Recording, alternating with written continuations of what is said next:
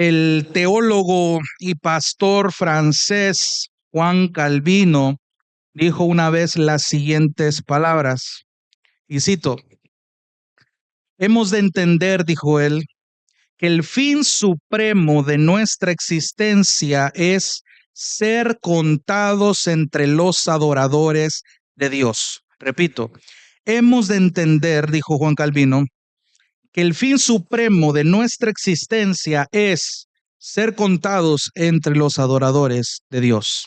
Cierro cita.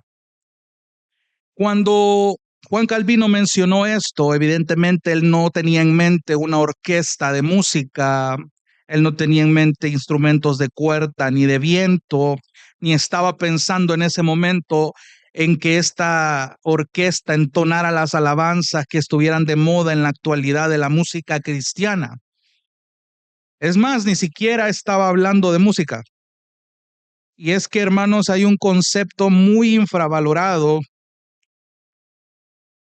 acerca de la palabra adoración que se ha estado malentendiendo en el lenguaje de la iglesia. Y otra vez, lo que le mencionaba al inicio, hemos reducido la palabra adoración a música nada más. Pero si tomamos en cuenta las palabras de Juan Calvino, realmente es el fin supremo de nuestra existencia, nada más 15, 30, 45 minutos de alabanza 2 veces a la semana. Realmente ese es el fin supremo de nuestra existencia, tal cual se ha detallado así, porque la mayoría de nosotros realmente no le damos mucha importancia a esto que Juan Calvino le llamaba el fin supremo de nuestra existencia. Y él lo exponía como eso, ser contados entre los adoradores de Dios. Pero si usted se pone a pensar, solo mire hacia atrás desde el domingo que salimos de la reunión hasta este momento, ¿qué ha pasado en su semana? Póngase a pensar en todas sus obligaciones, en muchos distractores, en las alegrías que pasó esta semana, en las pruebas que atravesó esta semana, en las tentaciones que atravesó esta semana.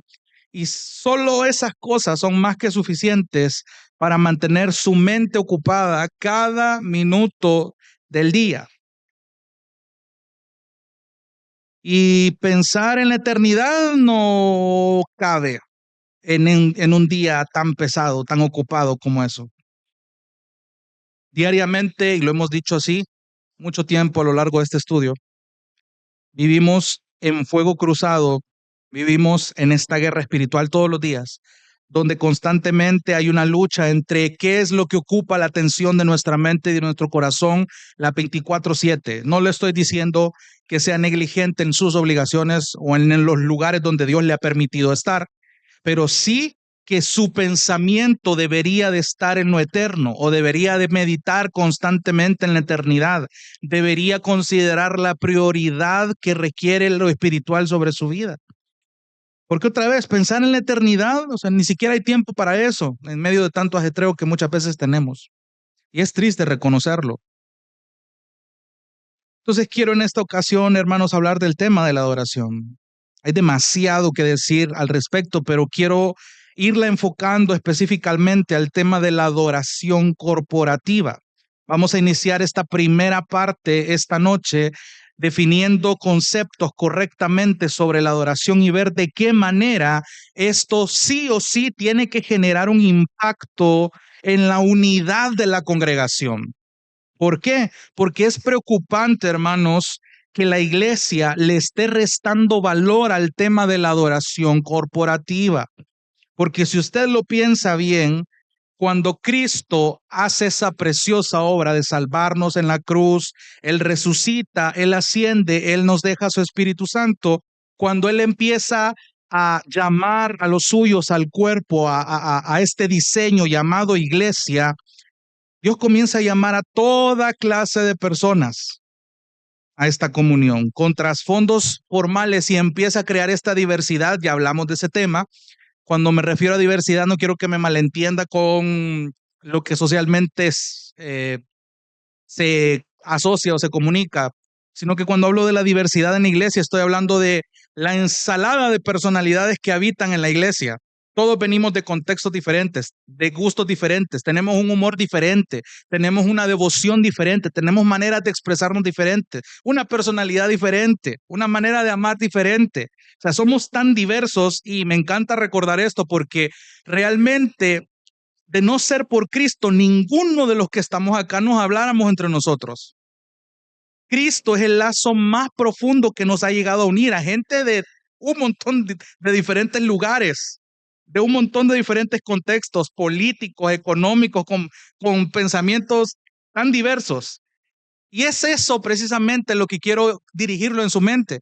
A todo este trasfondo, a toda esta ensalada de personalidades, el Señor ha llamado a que pertenezcan al cuerpo, a esta comunión. Y evidentemente en medio de esta diversidad unos vienen de un trasfondo formal de ver la vida cristiana y otros lo ven de manera más informal. A la hora de vivir la vida de iglesia, muchos son muy formales, muchos son muy eh, solemnes. Para otros probablemente eso no exista a la hora de estar en la iglesia y ahí viene el choque. ¿Cómo tú lidias con la insolemnidad de tu hermano o de tu hermana basado en lo que a ti te parece que es solemne? Y lo hablábamos en el tema anterior la semana pasada acerca de cómo estas cosas están tan conectadas a la unidad de la iglesia. Aquí hay un desafío, hermanos. Si la semana pasada vimos todas estas cuestiones que se pueden mezclar a la hora de querer estimularnos mutuamente, el tema de la adoración también es un desafío, porque la adoración sí tiene un gran potencial de crear división también. ¿Por qué? Porque todos vienen con un concepto de adoración muy diferente al otro. Otra vez, para unos puede ser un concepto de adoración de manera muy formal y para otros su concepto de adoración puede ser un poco más informal y aquí viene el encuentro, aquí viene el roce. Ese es el, ese es el desafío, porque la Biblia nos llama a adorar como un solo cuerpo y para eso se necesita unidad. Entonces, por eso le digo que la adoración tiene el potencial de crear división, porque si no hay unidad, cada quien va a dar su punto de vista de adoración y todos vamos a creer que estamos dando una ofrenda de adoración al Señor, pero cada quien está con su respectivo pedazo de queso, por decirle esa figura. Y aquí es donde yo quiero llevarlo al texto que hemos leído en Juan 4, 23 y 24. ¿Por qué? Ya conocemos el pasaje cuando Jesús se presenta ante la mujer samaritana y tiene este diálogo de los ríos de agua viva, del dame de beber, pero es interesante si lo vamos leyendo de a poco. Otra vez, cuando Jesús viene y conoce a esta mujer samaritana en el pozo, lo invitó ella a debatir acerca de la adoración. Quiero que leamos, váyase ahí a Juan 4 y específicamente vayámonos hasta el versículo 1. Quiero que vaya viendo los detalles que Juan le da a esta historia. Juan capítulo 4, versículo 1. Por tanto, cuando el Señor supo que los fariseos habían oído que él hacía y bautizaba más discípulos que Juan, aunque Jesús mismo no bautizaba, sino sus discípulos, salió a Judea y se fue otra vez para Galilea y él tenía que pasar por Samaria.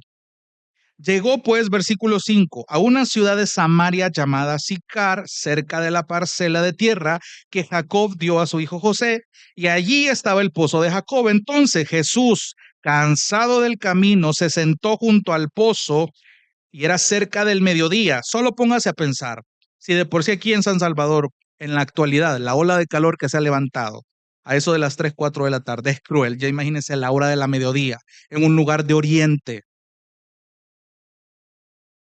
Entonces, era cerca del mediodía. Versículo 7. Una mujer de Samaria vino a sacar agua y Jesús le dijo, dame de beber. Pues sus discípulos habían ido a la ciudad a comprar alimentos y entonces la mujer samaritana le dijo, ¿cómo es que tú, siendo judío, me pides de beber a mí, que soy samaritana? Porque los judíos no tienen tratos con los samaritanos. Hagamos una pausa ahí. Hay algo muy interesante que va a empezar a debatir la mujer samaritana.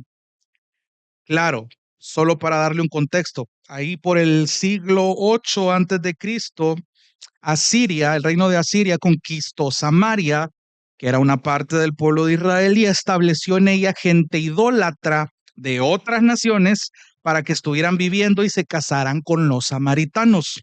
Cuando esto pasa, esto no le agrada a los judíos y desde entonces los samaritanos han sido despreciados por los judíos para este punto de la historia. Eran personas a quienes los judíos trataban de evitar a toda costa. Ni siquiera lo buscaban, ni siquiera pretendían alcanzarlo. Y era interesante porque los fariseos enseñaban una versión de la Biblia editada cuando se referían a los samaritanos. Era un desprecio tal que incluso modificaban la ley para despreciarlos a ellos y adoraban a Dios en un templo diferente. Ese era el gran debate. Y por si fuera poco, Jesús era un hombre y los hombres judíos no debían tener mucha cercanía con las mujeres, sobre todo con una mujer samaritana. Y ver a un hombre judío y a una mujer samaritana a solas se iba a ver muy sospechoso. Pero eso no le intimidó a Jesús. Y eso es lo interesante. Vuelva al texto. ¿Cómo es que tú siendo judío me pides de beber a mí, que soy samaritana? Y aquí hace la aclaración el autor, porque los judíos no tienen tratos con los samaritanos. Jesús le respondió, si tú conocieras el don de Dios y quién es el que te dice, dame de beber, tú le habrías pedido a él y él te hubiera dado agua viva. Préstele atención a lo que acaba de decir, porque Jesús no está respondiendo la pregunta de la samaritana. Ni siquiera le volvió a pedir agua. Él le dice que puede darle de beber a ella. Pero ¿cuál era el sentido de esto? Jesús quería que la samaritana viera que era ella quien necesitaba agua. El punto es qué clase de agua era la que necesitaba la samaritana. Y Jesús acá lo dice, agua viva. Entonces, mire qué interesante cómo a partir de acá Jesús va a direccionar la conversación. Y aquí es donde Jesús hace una observación un poco incómoda y reveladora sobre la vida privada de la samaritana. Mire qué aleatoria la conversación. Jesús inicia pidiéndole agua. La mujer reacciona y le está preguntando, ¿y cómo es que me estás pidiendo agua si vos sos judío y yo soy samaritana? Jesús no contesta su pregunta, le sale con otro tema y ella le dijo, versículo 11, Señor, no tienes con qué sacarla y el pozo es hondo. ¿De dónde pues tienes esa agua viva?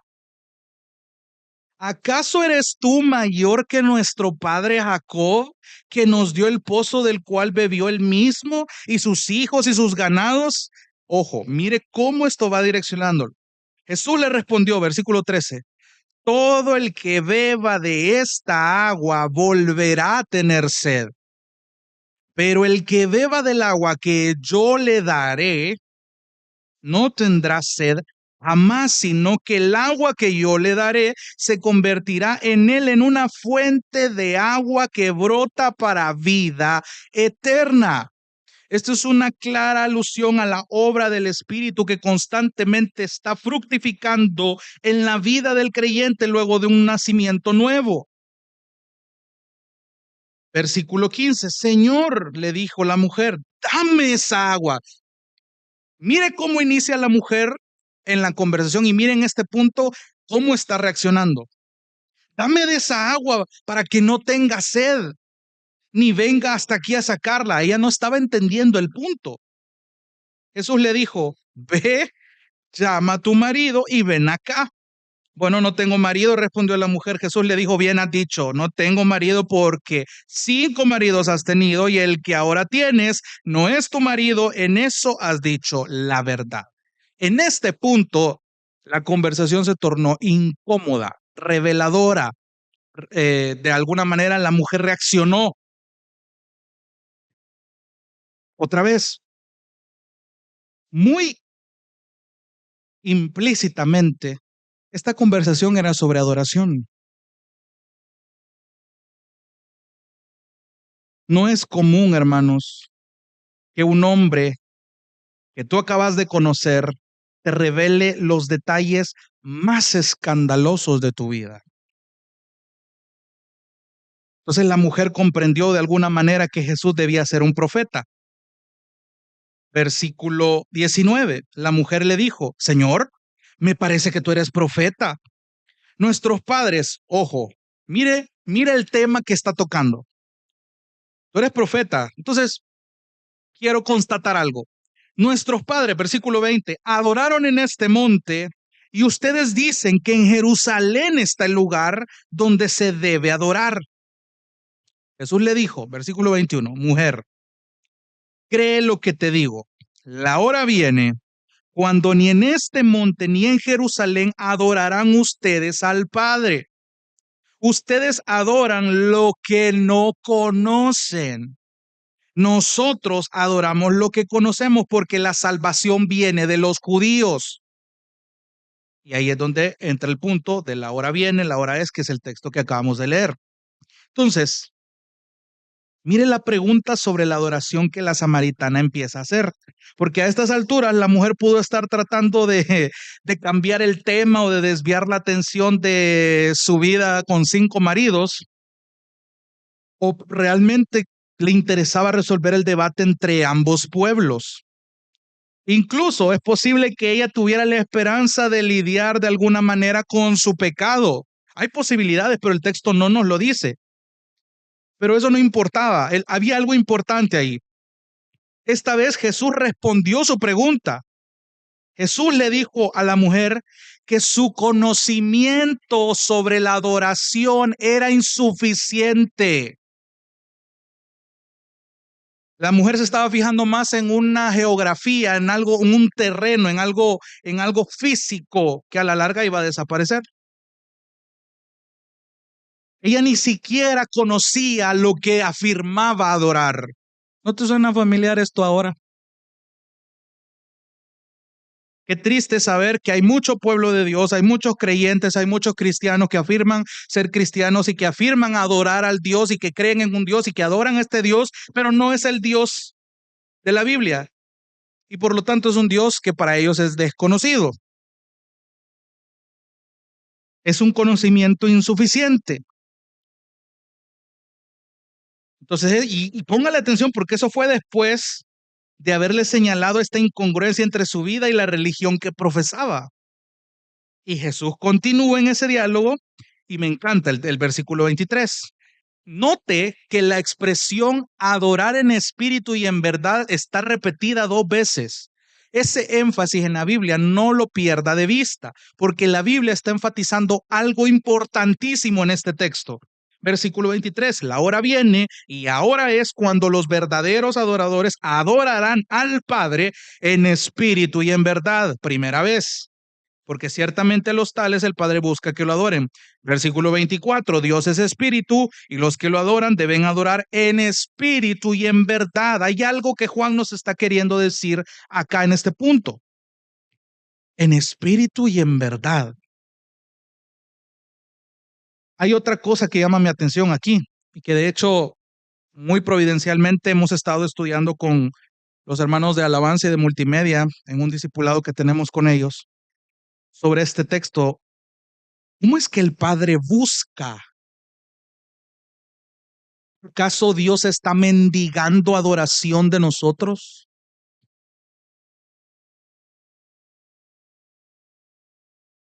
Y mire la respuesta de Jesús, porque esto es algo inesperado, esto es algo que lo pone a pensar, esto tiene implicaciones que realmente nos hacen meditar, más allá de lo que la mujer podría haber imaginado, de hecho.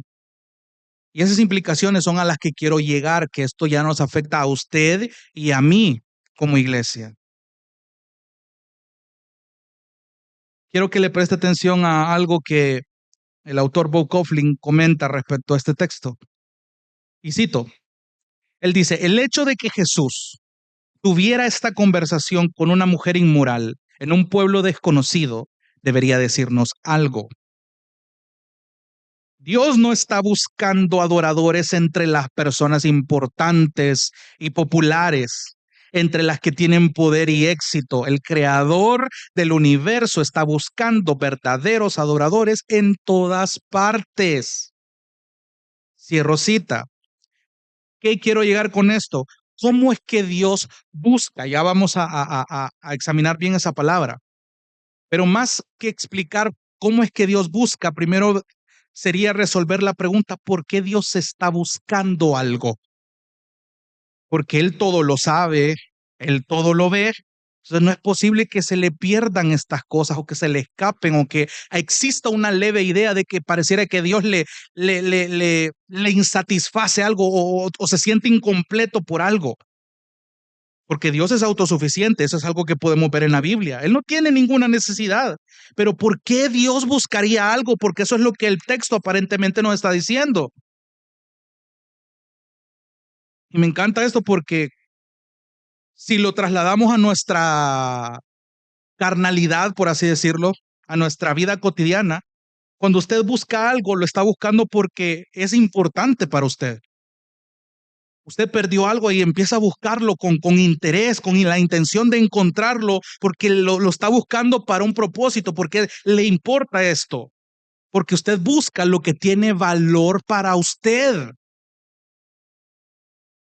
Y cuando Dios está buscando estos adoradores, y quiero que me preste mucha atención porque no quiero que me malentienda esto, porque muchos toman este pasaje para mimar a los cristianos, que Dios los está buscando. Dios está tocando a la puerta de tu corazón para que tú le abras y le respondas que sí al Señor, para que Él te agregue a ese círculo de adoradores en espíritu y en verdad. Pero no es lo que el texto está diciendo. Sí, es verdad, Dios busca adoradores, y en ese sentido, a Dios le importan los verdaderos adoradores. Y eso era algo que discutíamos también con los hermanos. Pero ¿en qué sentido es que para Dios los adoradores en espíritu y en verdad son importantes? Ojo, no está hablando del grupo de alabanza de las iglesias. No está, aquí quítese el lenguaje de músico, de cantante, no está hablando de eso. En ningún momento se está refiriendo a eso. Quiero que se quite de la mente de entrada que cuando hablamos de adoración no estamos hablando o limitándolo a la música. Eso es parte de la adoración, que es diferente. Pero cuando afirmamos que a Dios sí le importan estos adoradores en espíritu y en verdad, es porque tienen un valor. ¿Quién le da ese valor a los adoradores que Él llama? Cristo. Cuando Cristo muere por ellos, les da el valor, los lava con su sangre y tienen un valor. Juan desde el capítulo 1 viene diciendo que a todos los que le recibieron, a los que creen en su nombre, les dio potestad de ser llamados hijos de Dios. Ya no solamente son creación de Dios como los incrédulos, ahora más que creación son hijos de Dios. Entonces, vamos despacio. Y esto es algo muy simple, hermanos. Cuando hablamos de que Dios está buscando adoradores en espíritu y en verdad, simplemente está diciendo que debe ser una adoración genuina que viene de un corazón que ha nacido de nuevo. Cuando decimos que el adorador debe adorar en espíritu, tiene que realmente tener un corazón genuino que ha nacido de nuevo, porque solamente el Espíritu Santo puede dar el convencimiento de arrepentirse y de depositar esta confianza en su Salvador. Y esto precisamente tiene que encajar con la verdad. ¿Con cuál verdad? Con la verdad de la palabra. Por eso decir que adoramos en espíritu y en verdad es alguien que ha nacido de nuevo y que esta adoración encaja con la verdad de la palabra de Dios. Es sencillo. No le busquen. Mire, ha sido increíble la tarea de investigar muchas predicaciones, eh, no precisamente de sana doctrina, sino de cómo estas personas o estos pastores o estas organizaciones han interpretado este texto. Le han dado una profundidad completamente innecesaria. El texto se está explicando por sí mismo, sobre todo por lo que ha hablado en capítulos anteriores y en los capítulos que habla después. Jesús estaba diciendo algo más acá. Lo enfatiza dos veces. Sí, pero es sencillo, hermano. Adorar a Dios en verdad. Y aquí quiero citar a un teólogo llamado D.A. Carson que lo explica bastante claro. Él dice, se trata ante todo, hablando de adorar a Dios en verdad, se trata ante todo de una manera de decir que debemos adorar a Dios por medio de Cristo. En Él, es decir, en Cristo, las sombras están siendo destruidas para que veamos claramente la realidad. Cierro cita. ¿Qué quiere decir esto? Jesús permite ese espíritu que nos da vida. Cuando Él muere y Él asciende, Él de entrada empieza a anunciar, va a venir el Consolador, pero por eso es que yo me tengo que ir. Yo me tengo que ir, pero va a quedar el Consolador y Él les va a ayudar a recordar estas cosas que yo les he enseñado. Entonces, cuando el Espíritu nos da vida, nos da memoria, nos da esa palabra en nuestras mentes, produce estos ríos de agua viva para nuestra alma. De hecho, busque más adelantito ahí en Juan 7, 38.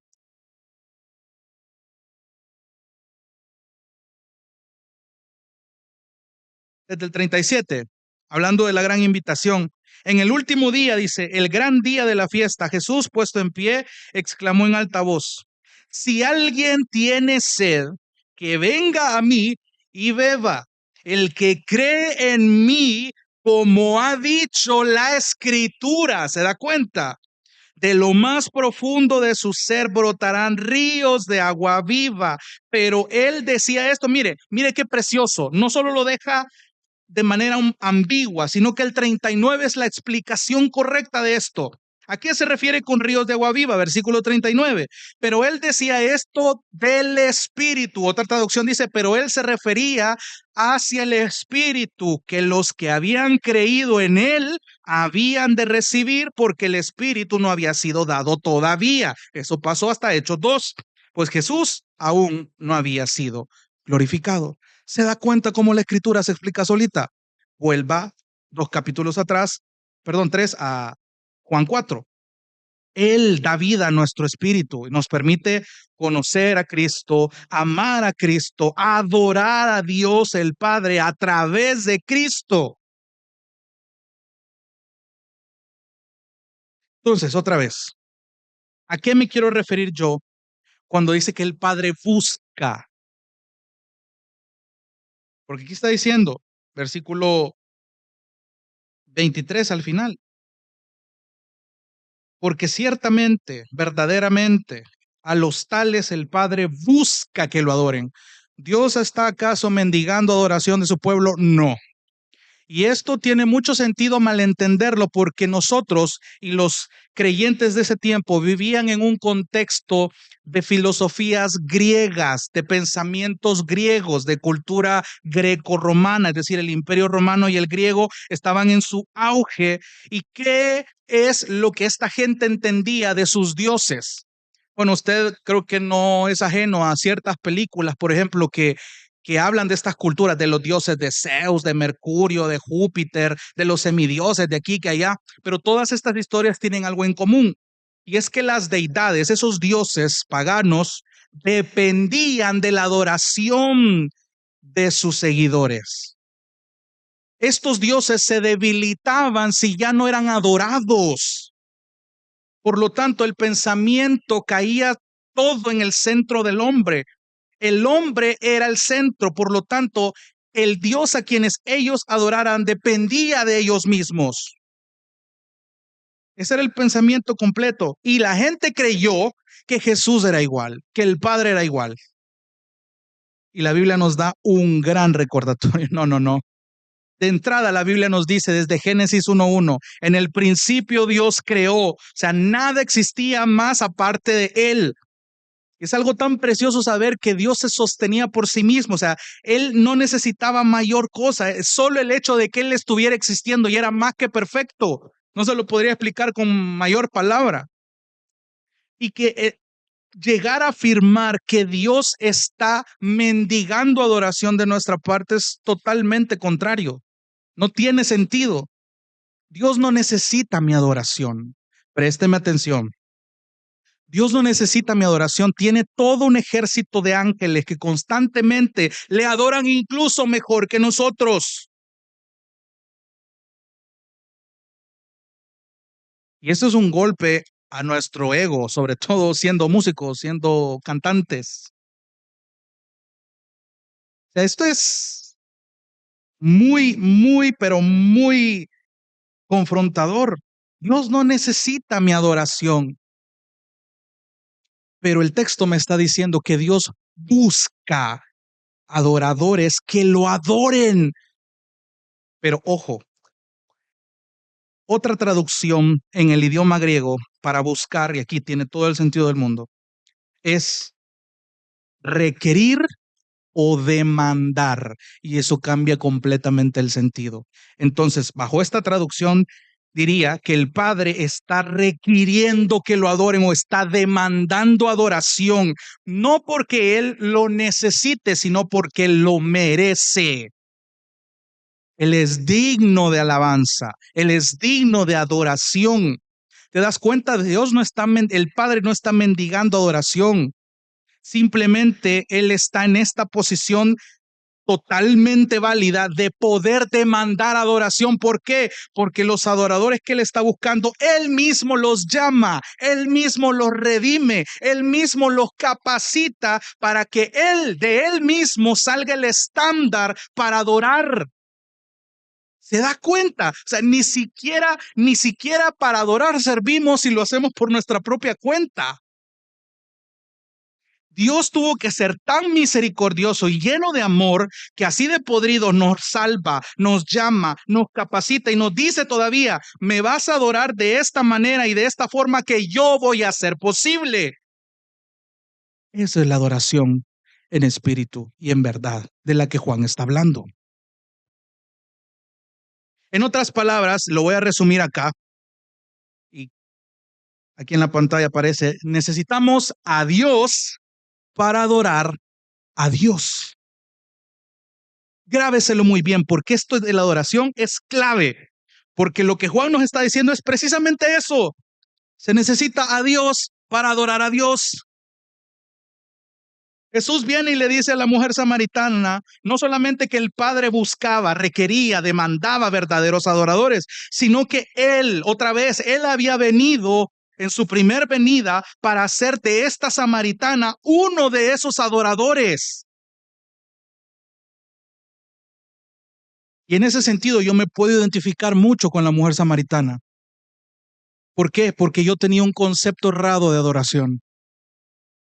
Yo creía que mi adoración era la que Dios aprobaba, la que Dios requería, en la que Dios se deleitaba. Me siento totalmente identificado con la mujer samaritana por esto. Pero viene Jesús y hace este precioso llamado.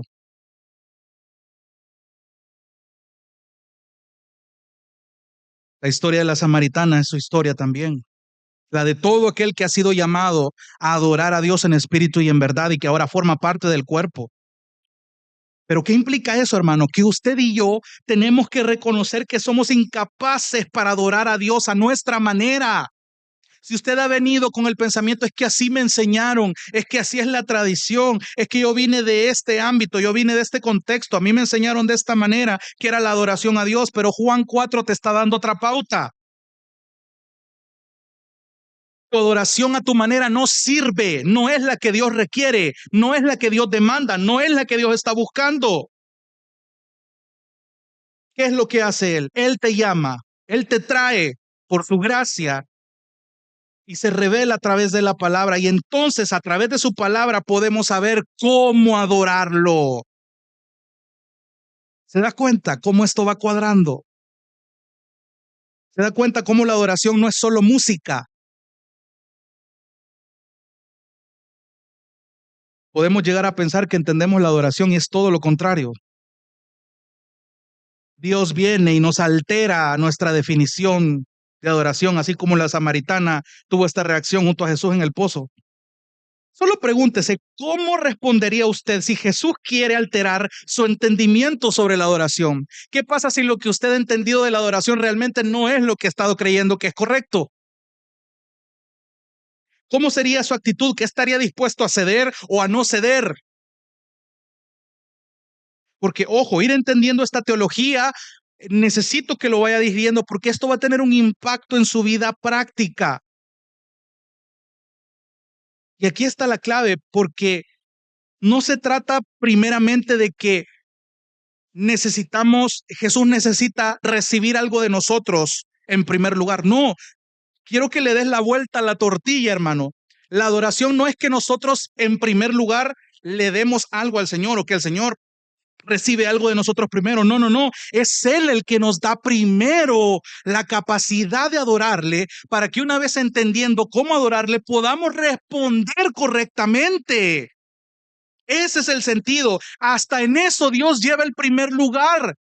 ¿Te acuerdas de aquel texto? Nosotros lo amamos a Él porque fue Él quien nos amó primero. Es justo la misma sintonía. Adoramos al Señor y podemos responderle en espíritu y en verdad porque fue Él quien nos capacitó para saber cómo adorarlo. Es exactamente la misma idea. Efectivamente, si recibimos primero esta capacidad para adorarle, entonces podemos responder bien en adoración. Solo para que quede claro, no es que el Padre está mendigando adoración, sino que simplemente Él está en toda la disposición, en toda la autoridad para proclamarse el mismo como digno de alabanza. ¿Quién me puede decir realmente, cualquier cristiano con su raciocinio aferrado a las escrituras, quién me puede renegar a mí este principio? Porque Dios me está exigiendo adoración. Eso es poco humilde de su parte, no, criatura, no estás entendiendo. Eso es muy altanero de parte de Dios que venga y me siente y me diga, vaya, me vas a adorar de esta manera. Pero no estás entendiendo qué pasó antes. La gente olvida cómo es que tú llegaste a ese punto para que estuvieras delante de Dios y que Dios te enseñe cómo adorarle. Criatura, eso es gracia. Eso es amor, eso es bondad revelada para tu vida. Que el Padre a través del Hijo, dándote el poder en el Espíritu, te capacite, te prepare, te hace que tú te disfrutes adorarle. Y el Espíritu es el que te va redarguyendo y decir, claro, ¿cómo es que no lo había entendido? Claro que Dios merece mi adoración total. Mira los 150 salmos que hay en la Biblia. Hay un montón de hombres que reconocieron esa verdad, que Dios era digno de su adoración. Y esto cambia totalmente el sentido de adoración. Entonces, cuando tú examinas el Nuevo Testamento en específico, queda muy claro, hermanos, que la adoración implica mucho más que ir a la iglesia un domingo por la mañana, mucho más que la alabanza en forma de canto. O sea, no reduzcas la adoración a 2 veces por semana. La adoración no está limitada a momentos en una reunión de iglesia. Quiero que busques conmigo 2 textos. Primera a los Corintios, capítulo 10, versículo 31. Un texto que ya estudiamos en la serie anterior de Corintios. Primera a los Corintios, capítulo 10, versículo 31. Luego de, luego de que Pablo ha venido diciéndole a los corintios cuál es el ejemplo que deben tomar los corintios de la historia de Israel, de todos los altibajos, y luego de seguir hablando de principios de libertad cristiana, mira lo que dice primero a los Corintios 10, 31. Entonces, luego de todo lo aclarado anteriormente, ya sea que coman, ya sea que beban, o ya sea que hagan cualquier otra cosa, háganlo todo, todo para la gloria de Dios. En otras palabras, si tú pretendes adorar al Señor 2 horas a la semana, o 4 horas, perdón, a la semana, tú no estás entendiendo primero a los Corintios 10:31. Si para ti adoración es un jueves y un domingo y en las alabanzas o tú cubres de 7 a 8 o de 10 a 12, para ti eso es la adoración y tu cuota ya quedó cubierta, hermano, no estás entendiendo el concepto de adoración que Dios ha demandado de ti. Pablo está recordándole a los corintios una verdad que tampoco estaban entendiendo. Ellos no estaban adorando al Señor, estaban adorándolo a su manera y estaban creyendo los corintios que la adoración que le estaban dando a Dios era la cuota requerida. Pablo dice, Si ustedes comen cualquier cosa, si ustedes beben cualquier cosa o hacen cualquier cosa, tengan presente esto, todo lo que hagan. Pero ojo, aquí va implícito algo. Si mis acciones están traduciéndose en algo, esas acciones tuvieron un motivante. Esas acciones vienen de una decisión que yo tomé y esas decisiones vienen de una motivación que creció aquí. ¿Se acuerda lo que hablamos las 2 semanas anteriores? ¿Cuál es el peor enemigo para estimular a un hermano? El corazón. Por lo tanto, si yo estoy estimulando a mi hermano completamente bajo la base bíblica, yo voy a recordarle lo que se importa. ¿Cuál es lo que importa? Que tú adores en espíritu y en verdad, porque a eso te llamó el Señor. Por lo tanto, si mi pensamiento es adorar al Señor con todo lo que hago, eso va a partir de aquí, porque el Espíritu Santo está haciendo la obra a través de sus exhortaciones y está empezando a discernir mi corazón. Mi corazón tiene motivaciones. Estas motivaciones hacen que yo tome decisiones y estas decisiones se traducen en acciones. Y eso se puede ver hasta en lo que como, en lo que bebo, en lo que hago, en lo que publico, en cualquier cosa que yo haga. Yo voy a tener en mente darle la gloria a Dios. Eso es adoración. Mire lo que le dice Pablo a los romanos, otro texto conocido, Romanos 12:1. A mí me encanta este texto porque nos enseña tantas cosas. Romanos capítulo 12, versículo 1. ¿Cuál es la actitud que el creyente debe venir, con el que se tiene que venir a presentar cada vez que se reúne, pero más allá de eso, todos los días delante de su Dios? Ya vamos a llegar a eso. Por tanto, luego de 11 capítulos, hablando una teología exageradamente pesada, preciosa y sólida. Hermanos, dice Pablo, les ruego por las misericordias de Dios que presenten sus cuerpos como sacrificio vivo, santo y aceptable. Esto está hablando de una ofrenda de adoración, que es el culto racional de ustedes. Pausemos ahí. Qué interesante es que Cristo, siendo el Cordero perfecto, en este nuevo pacto, en este Nuevo Testamento, es el único sacrificio suficiente que bastó para nuestra salvación. Se lo recuerdo. No es casualidad que la Biblia llame a Jesús el Cordero inmolado, el Cordero que fue perfecto para ser sacrificado. Entonces, póngase un momento en el lugar de los romanos. Probablemente algunos tenían cierta noción de la historia de Israel, de lo que pasaba en su sistema de sacrificios. Decían, bueno, ¿cómo es posible? Probablemente pensó algún romano, que este tipo nos está pidiendo sacrificio de parte de nosotros si estos judíos en sus épocas anteriores sacrificaban un cordero para el Señor para expiar sus pecados. Entonces, como que algo no cuadra. Pero ojo, aquí viene este principio maravilloso. Entendemos que los sacrificios del Antiguo Testamento que fueron demandados por Dios también, ojo, desde el principio de la Biblia en el Antiguo Testamento, Dios le estaba diciendo a su pueblo cómo él quería ser adorado. Y en el Antiguo Testamento, desde Génesis hasta Deuteronomio, usted ve un sistema de sacrificios a un nivel de detalle. Yo quiero esto, sacrifíquenme a este animal con esta descripción. El arca lo van a hacer de esta manera. El templo donde me van a presentar la ofrenda va a ser así. Necesito que hagan este detalle. Los sacerdotes tienen que estar vestidos de esta manera. Tienen que hacer esto. O sea, hay un nivel de detalle tan perfecto, tan minucioso. ¿Usted cree que eso era por gusto? Y eso, en cierto sentido, présteme atención, no ha cambiado. Dios ha exigido, no, Él exige, porque todavía lo hace, según lo que hemos visto en Juan. Él exige de manera detallada cómo debe ser nuestra ofrenda ahora para Él de adoración. Y Romanos 12:1 nos está diciendo algo muy interesante. Primero, que recuerdas las misericordias que Él te ha dado. Segundo, que tu vida misma ahora es ese sacrificio. Ojo, no estoy diciéndote, hermano, que tú eres como ese cordero del Antiguo Testamento. No, no, no. Eso ya fue Cristo, una vez y para siempre.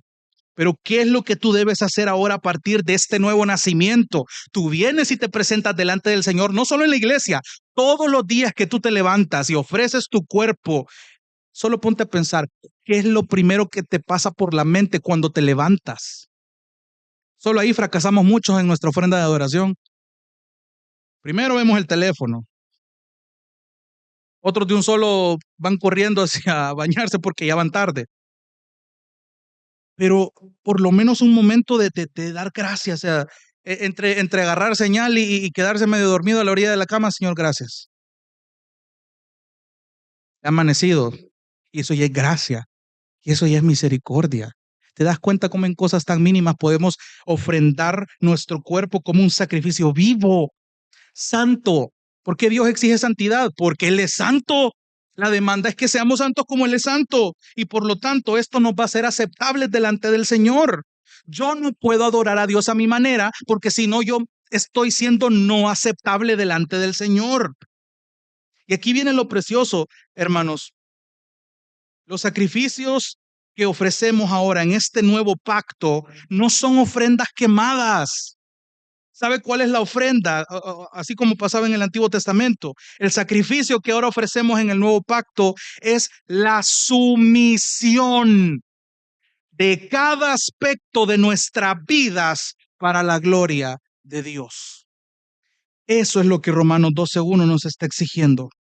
Esa es la actitud que diariamente debemos de tener, someter cada área de nuestra vida, cada aspecto de nuestro carácter, cada pecado oculto que aún quiere estar ahí sometido a la carne, que sea sometido a Cristo. Esos son los sacrificios. Un sacrificio no va a gustar. La palabra sacrificio tiene muchas implicaciones que van contrario a una persona pecadora, cómoda, que quiere esconder sus pecados. La vida de un creyente que quiere adorar a Dios en espíritu y en verdad tiene presente que su vida debe estar sometida y este sometimiento no le va a gustar en un inicio. Pero si el Espíritu Santo te ha capacitado, te va a capacitar y te va a dar la fuerza para que tú puedas someter cada área de tu vida para la gloria de Dios.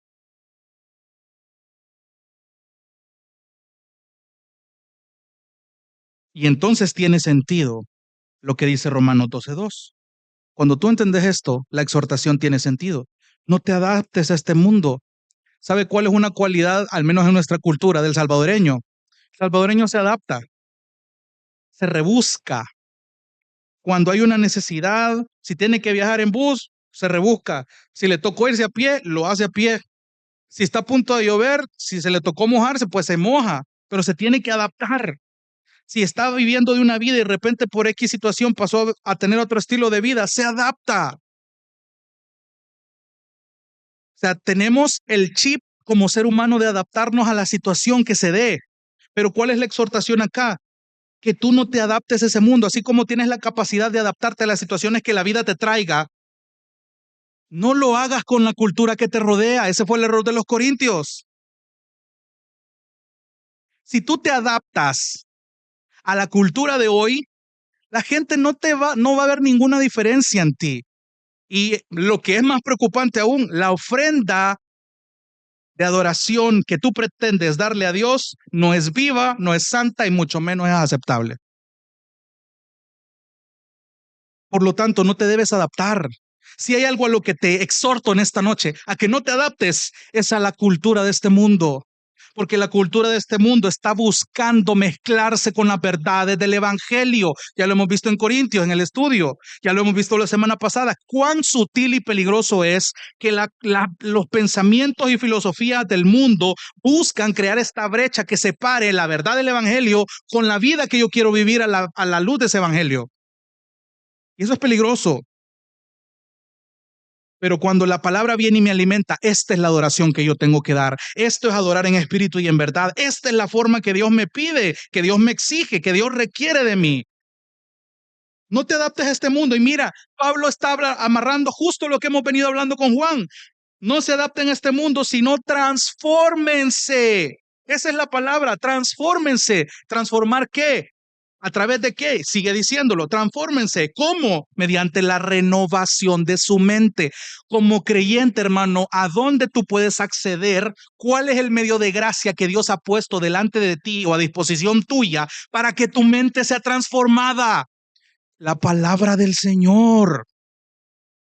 La iglesia también que predica la palabra, ora la palabra, canta la palabra. Cuando cantamos, hermanos, traemos esta renovación a nuestra mente de verdades bíblicas que necesitamos escuchar, que necesitamos refrescar. Y esto tiene un propósito, está renovando nuestra mente a la luz de la palabra y no adaptarnos a este mundo. Tiene un sentido para que verifiquen, para que comprueben, para que disciernan cuál es la voluntad de Dios. ¿Cuál es la voluntad del Señor según Juan 4? Ser adoradores en espíritu y en verdad. Que adoren como el Padre ha mandado ser adorado. Esa es una voluntad revelada de Dios en su palabra. Y yo puedo verificarla completamente con este texto y con la explicación de adoración que hemos visto en Juan 4. Entonces yo puedo someter cada aspecto de mi vida para la gloria de Dios y empiezo a ver que la voluntad de Dios es buena, es agradable, es perfecta para mí. Entonces, para ir aterrizando, hermanos, espero que esté aprendiendo. Quiero usar una definición muy sencilla de adoración del teólogo David Peterson. Y él dice lo siguiente: adorar es comprometerse con Dios en los términos que Él propone y en la forma que solo Él hace posible. Esta es una definición de adoración muy buena. Comprometerse con Dios en los términos que Él propone y en la forma que solo Él hace posible.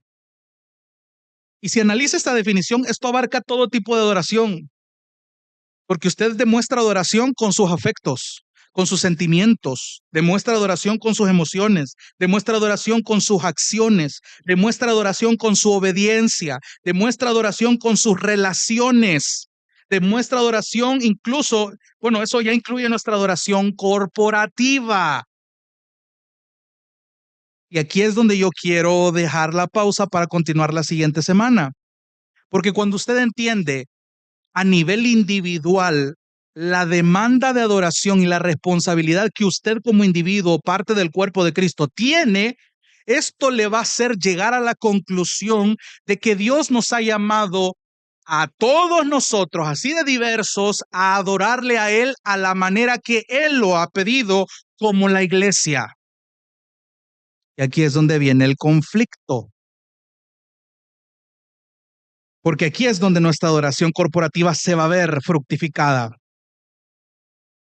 Entonces, hermanos, solo recordarles 3 verdades sobre la adoración, porque ojo, nuestros tiempos de adoración a Dios son de edificación mutua. Entonces, quiero que considere 3 verdades sobre la adoración para terminar. Número 1, la adoración se centra en Dios. Hablo aquí de la primera persona de la Trinidad. ¿Por qué? Porque cuando entendemos lo que es la adoración, entendemos que la adoración es esta respuesta correcta a lo que Dios es, a la majestad y al carácter de Dios, un Dios que es digno de adoración porque el Espíritu nos ha permitido verlo de esa manera. Y es así que la adoración implica mucho más que solo saber intelectualmente cómo es Dios o quién es Dios. Ojo, porque podemos ser intelectualmente capaces de adorar a Dios, pero la adoración que Dios está recibiendo es inaceptable. Porque no solo se trata del intelecto, se trata de deleitarse. Las emociones forman una parte muy importante aquí. Aquí es donde la otra semana, si Dios nos permite, quiero ver el énfasis de las emociones, porque muchos en los círculos pentecostales nos llaman a nosotros los bautistas que somos muy fríos emocionalmente a la hora de adorar al Señor. Pero cuando entendemos esto, vamos a ver que las emociones sí tienen un lugar importante en el tema de la adoración. Y esto no es solo a la hora de cantar, es a la hora de que tú vives tu vida cristiana, cumpliendo tu rol de adorador y presentando tu cuerpo en sacrificio vivo, santo y agradable. Entonces tú te deleitas en la perfección de quién es Dios. Por eso decimos que la adoración se centra en Dios. Número 2, la adoración se centra en Cristo. ¿Por qué, hermano? No nos cansamos de decirlo y este es el énfasis más perfecto con el que quiero terminar. Tu adoración y la mía a Dios solo es posible gracias a la muerte y la resurrección de Jesucristo. Si sacamos esto de la ecuación, si Cristo no hubiera muerto en nuestro lugar, no podríamos entrar a la presencia de Dios, mucho menos podríamos adorarlo. Por eso es que decimos que nuestra adoración es cristocéntrica.